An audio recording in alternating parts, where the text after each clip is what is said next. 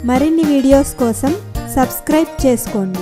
Latest updates కోసం గంట ఐకాన్ను click చేయండి. తోడేలు మరియు కొంగ. ఒకరోజు ఒక తోడేలు తన భోజనంలో చేపని తింటుంటుంది. సడన్గా చేప ముళ్ళు తోడేలు గొంతులో చిక్కుకుంటుంది. అది దాన్ని మింగడానికి చాలా ప్రయత్నిస్తుంది, కానీ అది మింగుడు పడదు. ఆ ముళ్ళు తోడేలును ఎంతగానో బాధిస్తుంది. అప్పుడు తోడేలు పరిగెత్తుకుంటూ వెళ్తుంది. దానికి మార్గంలో ఒక ఎలుగుబంటి కనిపిస్తుంది. ఎలుగుబంటిని తనకు సహాయం చేయమని అడుగుతుంది. నీకు సహాయం చేయడం అంటే నాకు ఎంతో ఇష్టం, కానీ ఏం చేయను, నేను నీకు సహాయం చేయలేకపోతున్నాను అని అంటుంది. అప్పుడు తోడేలు నక్క దగ్గరకు వెళ్తుంది. నక్క, ప్లీజ్ నాకు సహాయం చేయవా అని అంటుంది. నాకెంతో బాధగా ఉంది, నొప్పిగా ఉంది అంటుంది. అప్పుడు నక్క తోడేలును ఒకసారి నీ నోరు తెరవమని అడుగుతుంది. దాని నోట్లో చూస్తుంది. అప్పటికే ముళ్ళు చాలా లోపలికి వెళ్ళిపోతుంది. నేను నీకు సహాయం చెయ్యలేను అంటుంది నక్క. అప్పుడు తోడేలు కొంగని కలుస్తుంది. కొంగతో అంటుంది, కొంగ, నా నోట్లోని ముళ్ళును తీయడానికి సహాయం చేయవా? నీకు ఏం కావాలంటే అది నేను ఇస్తాను అంటుంది. నీకు వీలైనంతగా నోరు తెరువు అని అంటుంది. తోడేలు నోరు తెరవగానే తన ముక్కుతో దాని నోట్లో ఇరుక్కున్న చేప ముళ్ళును తీసేస్తుంది. అప్పుడు కొంగ అంటుంది, నీ ముళ్ళుని తొలగిస్తే నాకు ఏం కావాలంటే అది ఇస్తానన్నావు కదా, ఏది నా గిఫ్టు అని అడుగుతుంది. అప్పుడు తోడేలు నవ్వి అంటుంది, నీ గిఫ్ట్ ఆల్రెడీ నీకు ఇచ్చేశానుగా అంటుంది. నువ్వు తోడేలు నోట్లో తలపెట్టి కూడా బతికిపోయావు అని వెకిలిగా నవ్వుతుంది. అదే నేను నీకిచ్చే పెద్ద గిఫ్ట్ అని అంటుంది. నీతి: నువ్వు ఎప్పటికీ అర్హత ఉన్నవారికే సహాయం చేయాలి. రైతు, అతని సోమరి కొడుకులు. ఒక గ్రామంలో రామయ్య అనే రైతు నివసించేవాడు. అతను ఎంతో కష్టపడతాడు. అతనికి రవి, రాజు, రమణ అనే ముగ్గురు కొడుకులు ఉన్నారు. ఈ ముగ్గురు ఎంతో బలంగా, ఆరోగ్యంగా ఉంటారు. కానీ సోమరిపోతులు. తన కొడుకుల ప్రవర్తన చూసి వారి భవిష్యత్తు గురించి, తన పొలం గురించి చింతించేవాడు రామయ్య. ఒకరోజు రామయ్యకు ఒక ఆలోచన వస్తుంది. అప్పుడు రామయ్య తన కుమారులను పిలిచి అంటాడు, మన పొలంలో నేను ఒక నిధిని దాచిపెట్టాను. అది ఎవరు కనిపెట్టి తెస్తారో వారికే సొంతమవుతుందని చెప్తాడు. ఇది విన్న ఆ ముగ్గురు మరుసటి రోజు పొలం దగ్గరకు వెళ్ళి నిధిని వెతికే పనిలో పడతారు. రవి ఒక దగ్గర వెతుకుతుంటే రాజు మరొక దగ్గర వెతుకుతాడు. రమణ పొలం మధ్యలో వెతుకుతుంటాడు. అలా మొత్తం పొలాన్ని ఈ ముగ్గురు తవ్వేస్తారు. కానీ వారికి ఏమీ దొరకదు. అప్పుడు రామయ్య చెప్తాడు, పిల్లలు, మీరు నేలంతా తవ్వేశారు కదా, మరెందుకు కొన్ని విత్తనాలు చల్లకూడదు అని అంటాడు.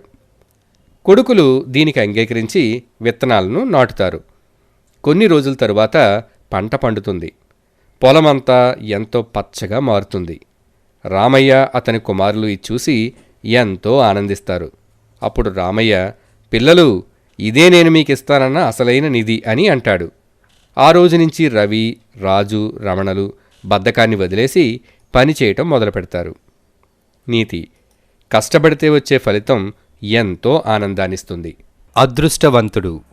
ఒక కుటుంబంలో రాము, రాధ, వారి ఒక్కగానొక్క కొడుకు అర్జున్ నివసిస్తుండేవారు. రాము ఒక ఫ్యాక్టరీలో పనిచేసేవాడు.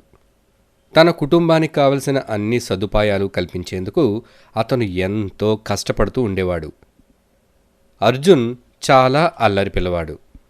అతను ఎప్పుడూ ఏదో ఒకటి కొనిమ్మని అడుగుతూ ఉండేవాడు. ఒకరోజు అర్జున్ తనకు స్పోర్ట్స్ షూ కొనిమ్మని వాళ్ళ నాన్నని అడుగుతాడు. పని పూర్తి చేసుకున్న రాము షాపుకు వెళ్ళి అర్జున్ అడిగిన చెప్పుల గురించి అడుగుతాడు. కానీ ఆ షూస్ చాలా ఖరీదైనవి. అందుకని వేరొక షూస్ను కొని ఇంటికి తీసుకువెళ్తాడు. రాము ఈ కొత్త షూస్ను అర్జున్కు ఇస్తాడు. కానీ అర్జున్ అతడు అడిగిన షూస్ తీసుకురాలేదని నిరాశతో ఎంతగానో ఏడుస్తాడు. కోపంతో ఇంటి నుంచి బయటికి వచ్చేస్తాడు. అలా నడుచుకుంటూ వెళ్ళిన అర్జున్ ఒక బస్టాప్ దగ్గర ఆగి కూర్చుంటాడు. నేను ఎప్పుడు నాకు నచ్చిన షూస్ని కొనుక్కోగలను అని ఆలోచిస్తుంటాడు. అప్పుడే అటుగా ఒక అబ్బాయి కర్రల సహాయంతో నడుచుకుంటూ వెళ్తుంటాడు. అతనికి కాళ్ళు లేని విషయాన్ని గుర్తించిన అర్జున్ ఎంతో షాక్కి గురవుతాడు. ఎంతో బాధపడతాడు. అప్పుడు అర్జున్ తనకి కాళ్ళు ఇచ్చినందుకు, అలాగే తనను ఎంతో ప్రేమించే కుటుంబాన్ని ఇచ్చినందుకు ఆ దేవుడికి కృతజ్ఞతలు చెప్తాడు. నీతి: మనకంటే లేనివారిని చూస్తే మనం ఎంత అదృష్టవంతులమో అర్థమవుతుంది. అనగనగా ఒక అందమైన గ్రామం. అది వర్షాకాలం. అప్పుడే వర్షం కురిసి ఆగిపోయింది. 2 అమ్మాయిలు వీధిలో నిలిచి ఉన్న నీటిలో ఆడుకుంటున్నారు. అది పండగ రోజు. అందరూ కొత్త బట్టలు వేసుకున్నారు.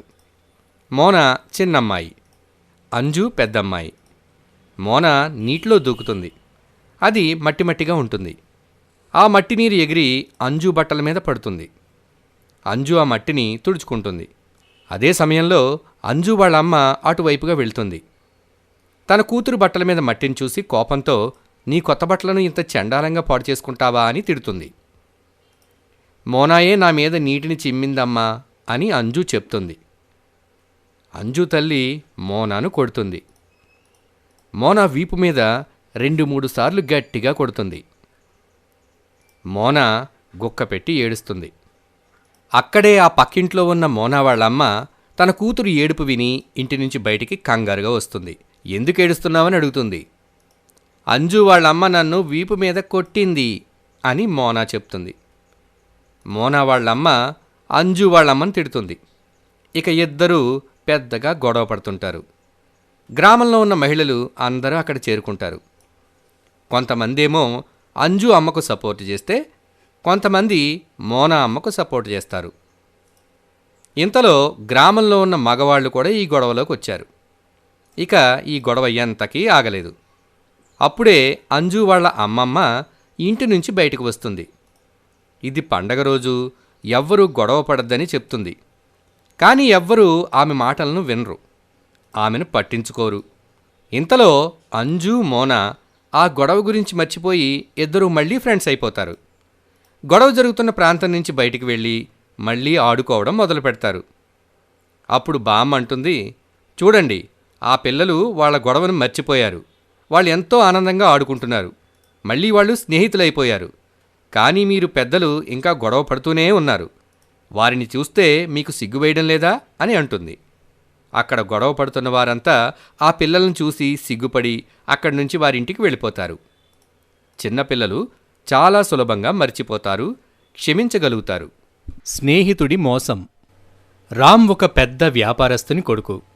అతని తండ్రి చనిపోయాక అతనికి ఆస్తిగా ఆభరణాలతో నిండిన ఒక ఇనప పెట్టి లభిస్తుంది. ఒకరోజు రామ్ పనిమీద పట్టణానికి వెళ్ళవలసి వస్తుంది. అందుకోసం తన దగ్గర ఉన్న నగల పెట్టెను వడ్డీ వ్యాపారం చేసే తన స్నేహితుడు రవి దగ్గరకు తీసుకుని వెళ్తాడు. ఇది మా నాన్న నాకు ఇచ్చిన ఆస్తి. నేను పట్టణానికి వెళ్ళి కొన్ని రోజుల తర్వాత వస్తాను. అప్పటి వరకు దీన్ని నీ దగ్గర ఉంచునేస్తామా? నువ్వేం దిగులు పడకో, దీన్ని నేను జాగ్రత్తగా ఉంచుతాను అంటాడు రవి. రామ్ నిశ్చింతగా పట్టణానికి బయలుదేరతాడు. తన స్నేహితుని దగ్గర తన ఆస్తి జాగ్రత్తగా ఉంటుందని భావిస్తాడు.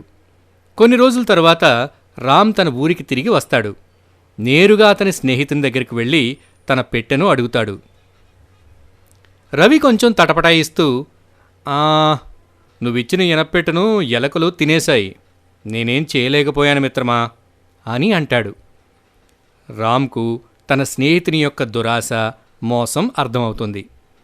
రవి తనను మోసం చేశాడని తెలుసుకొని ఏదో ఒక విధంగా తన పెట్టెను తను తిరిగి పొందాలని అనుకుంటాడు.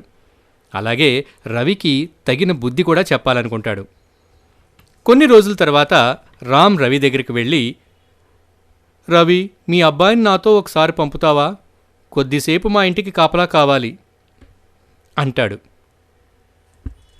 ఈ రామ్తో నా కొడుకును పంపితే ఇల్లు కాపలా కాసినందుకు ఏదైనా డబ్బో బహుమతో నా కొడుకిచ్చి పంపుతాడు అని అనుకుంటాడు. వెంటనే సరేనని తన కొడుకుని రామ్తో పంపుతాడు. మర్నాడు ఉదయమే రామ్ రవి దగ్గరకు పరిగెత్తుకుంటూ వచ్చి, అయ్యో మిత్రమా, ఘోరం జరిగిపోయింది. నీ కొడుకుని తీసుకొస్తుంటే ఒక కాకి ఎత్తుకుపోయింది అంటాడు. అవాకైన రవి, కాకి నా కొడుకుని ఎత్తుకుపోవడం ఏంటి అని అడుగుతాడు.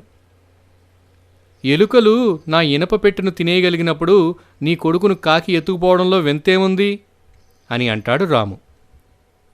రవికి విషయం మొత్తం అర్థమవుతుంది. వెంటనే రామ్కు క్షమాపణ చెప్తాడు. తను చేసిన తప్పుకు క్షమించమని వేడుకుంటాడు. రాము యొక్క పెట్టెను తిరిగి ఇచ్చేస్తాడు. తిరిగి ఇద్దరూ మంచి స్నేహితులవుతారు. నీతి: నమ్మిన వారిని మోసం చేయటం చాలా చెడ్డ అలవాటు. ఫ్రెండ్స్, ఈ స్టోరీ మీకు నచ్చిందా? అయితే లైక్ చేయండి, ఇంకా మా ఛానల్ను సబ్స్క్రైబ్ చేసుకోండి. అలాగే ఈ వీడియోని మీ ఫ్రెండ్స్కి షేర్ చేయడం మర్చిపోకండి. ఓకే, బాయ్, మళ్ళీ కలుద్దాం.